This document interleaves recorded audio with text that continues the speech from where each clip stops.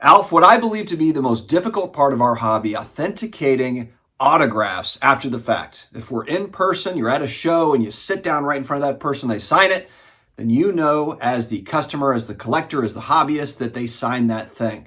But more and more we just see people trying to get one over on the general public, on collectors and hobbyists with fake autographs, forged autographs. And this is not a new story, friends. I remember going all the way back to the late 80s, early 90s when I was a kid, and the mall shows, the shopping mall shows, there would be all sorts of different places where it was like 8x10s that were signed and it was a handwritten certificate of authenticity.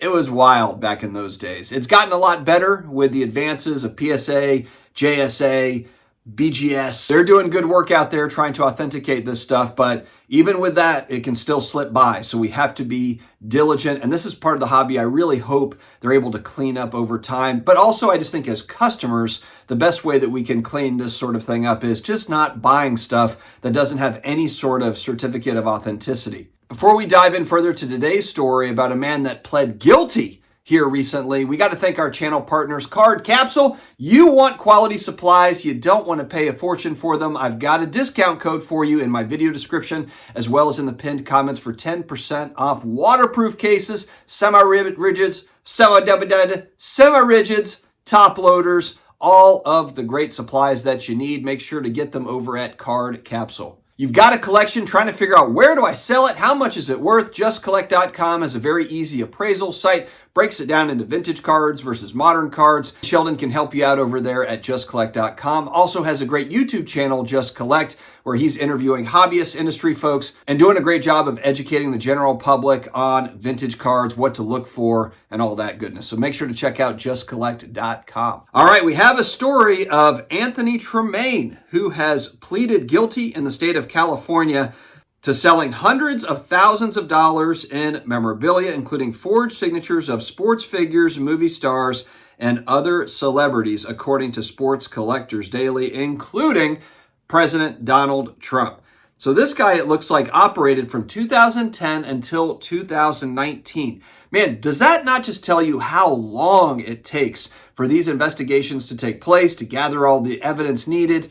He was selling from 2010 until 2019. That was 6 years ago, roughly 5.5 years ago, when he stopped selling, I guess, or when he was caught, or I don't know. But the article states that Tremaine admitted in his plea agreement to selling more than $250,000 and up to $550,000 of fake memorabilia to his customers, including autographs of late great Kobe Bryant, Muhammad Ali, the Beatles, and actually sold memorabilia directly to FBI agents signed by members supposedly of the Chicago Bulls, Lakers, Clippers, and Heat, Masters green jackets and flags, Pro Football Hall of Fame jackets, several signed replicas of the Stanley Cup, and pop culture items such as Keeping Up with the Kardashians photograph, Twilight Saga, Robert Pattinson, Kristen Stewart, Leighton Taylor, Lautner on a poster. There's Star Wars stuff. So this guy, very diverse in his offerings, sometimes even offering up a certificate of authenticity. How nice. And so while a lot of hobbyist collectors, they've gotten smarter over the years on this stuff, I think this is really targeting the average Joe out there